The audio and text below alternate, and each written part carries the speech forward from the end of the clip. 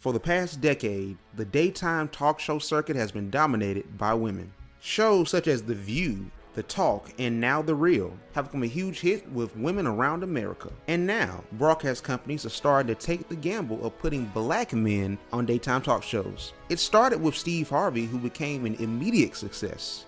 Now Fox has decided to once again test the market, and they've created a new show called The Preachers. The name of the show made many wonder what they would talk about and how the show will be presented. Some Christians hated the idea of pastors in a daytime talk show format because, in their words, it's too secular and makes a mockery of the faith. Others thought that the show would be coonery and buffoonery. But after watching the show, I saw nothing of the sort. It features college-educated black men who just so happen to be pastors. The show features musician and pastor of Lakewood Church in Houston, Texas, John Gray, Dr. E. Dewey Smith Jr., pastor of House of Hope Atlanta and House of Hope Macon in my hometown of Macon, Georgia, Oric Quick, pastor of God Seekers Church in Highland, North Carolina, and the ever notorious Dr. Jamal Bryant, pastor of the Empowerment Temple in Baltimore, Maryland. The show is literally made out to be just another daytime talk show, except, once again I say, black men are at the helm. The only preaching that's done per se in the show is at the end during the segment 90 Seconds of Hope,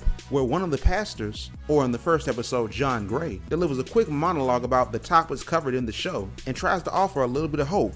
I'm eager to see Dr. Jamal Bryant in that segment because we know he can go off. And if you don't know, check out his speech at the Million Man March back in October. The show also is not coonery and buffoonery, as the first topic that the pastors covered after introducing themselves was about the deaths of Alton Sterling and Philando Castile, the two black men that were just recently victims of senseless police violence. The segment was powerful and showed me that they were not only going to use their platform to make jokes, but to also promote change.